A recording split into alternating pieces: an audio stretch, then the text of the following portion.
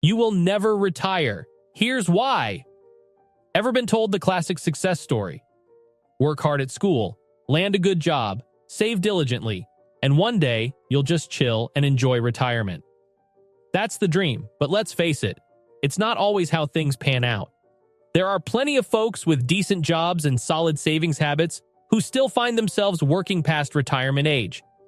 And that's not even mentioning those who didn't have the luxury of higher education or stable careers.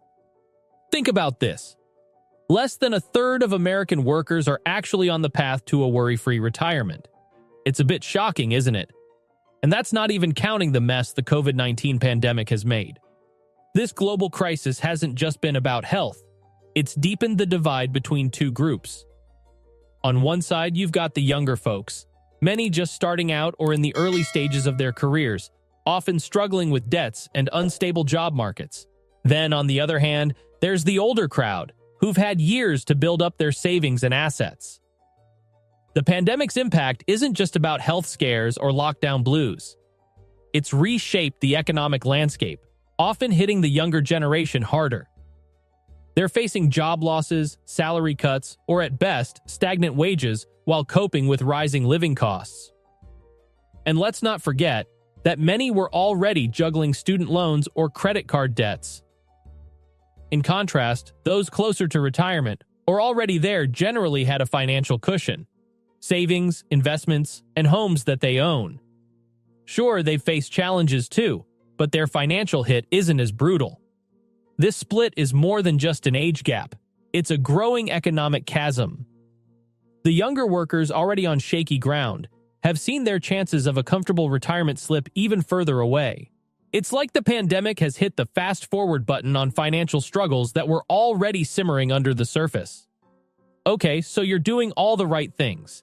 Diligently putting money into your 401k, saving every penny you can, learning about finances, hopefully from channels like this one, and even playing the stock market game.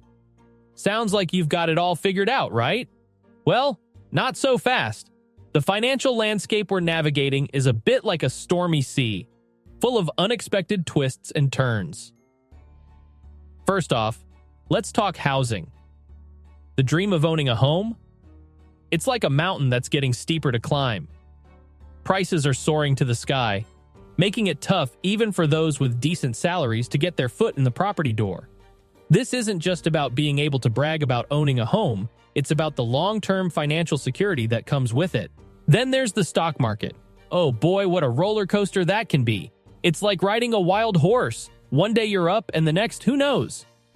Sure, investing in stocks is smart, but it's not without its risks and uncertainties.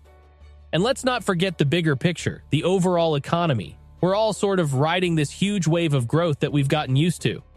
But here's the thing. Can this wave keep rolling forever? There are signs, little hints here and there, that maybe we're heading towards a bit of a reality check. So, yeah, you're doing a lot of things right, but the game's rules might be changing, and that's something we all need to stay alert to. Alright, let's chat about housing. It's like a game where the goalposts keep moving further away. Buying a house? That's become a major headache for most folks in the US, no matter how fat their paycheck is. Even if you're raking in the big bucks, moving to flashy cities like New York or San Francisco doesn't make things any easier. The cost of living there? It's like trying to climb a mountain with weights on your back. Now picture this. More and more young people are sticking with mom and dad longer than ever before. It's not because they love their old bedroom that much. It's because getting your own place has turned into a real challenge. The age when most people can afford to buy their first home. It's been sneaking up year after year. And thanks to our uninvited guest, the pandemic, that number's only going to get bigger. So what we've got here is a situation where the dream of owning a home isn't just a dream. It's becoming more like a fairy tale for a lot of young adults. This housing hurdle isn't just about having a roof over your head. It's about securing a financial future, something that's looking a bit blurry right now. Alright, let's talk about what's happening with younger homebuyers. They're finding themselves in a bit of a tight spot. Instead of landing in those big, spacious family homes, many are having to settle for something smaller like apartments or townhouses. Why? It's simple. The big houses are just too pricey for them. Now, here's why this is a big deal. When you own a home, you wave goodbye to rent payments. And when will that mortgage finally pay off? It's like getting a financial breather. Your living costs take a nosedive, which means any money you've stashed away for retirement can stretch a whole lot further. It's like having a secret weapon for your golden years. But here's the catch. If you're in your 60s and still wrestling with mortgage payments, retirement can feel like a whole different ballgame. It's like you're running a race, and just as you see the finish line, it moves further away. Instead of kicking back and enjoying retirement, you're stuck juggling bills and loan payments. It's not exactly the relaxing retirement everyone dreams of. And about those inheritances, sure, they might eventually come, but often they go to people who are already financially comfortable. It's a cycle that could make the housing affordability crisis worse. Now, let's dive into the stock market scene. It's a big player when it comes to saving for retirement, but it's not all smooth sailing. Picture this. You're investing in things that help a business grow, like fancy machinery or new tech.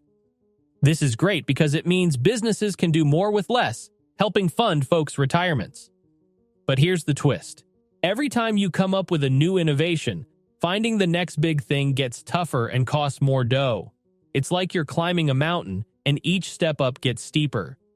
At some point, you're putting in a lot of cash for improvements that don't really add much value. They're just shifting money around instead of creating new wealth. Then you've got stuff like gold, bitcoins, and even houses. Sure, they seem pretty shiny and tempting to throw your money at. But here's the thing. They're not really helping the economy grow. It's like you're putting your cash into a fancy vault that just sits there, instead of planting it in a garden where it can grow and flourish. So, while these non-productive assets might give your wallet a quick boost, they're not the best bet for keeping the economy buzzing and making sure everyone can retire comfortably. All right, let's chat about the ballooning prices in asset markets. Take the S&P 500 as an example. The price-to-earnings ratio is sky high compared to what it used to be. What does that mean for you and me? Well, it's like this. If you want to make the same amount of money from your investments as folks did in the past, you've got to put in way more cash now. That's because each share costs a lot more, but isn't necessarily making a lot more money. But wait, there's more. When you're ready to hang up your work boots and enjoy retirement, you've got to sell those shares. The catch?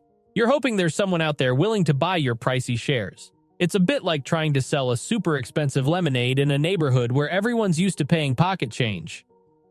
Not the easiest sell, right? So, in the end, you're left with two not-so-great choices. Either dig deeper into your pockets now, or cross your fingers and hope for the best later.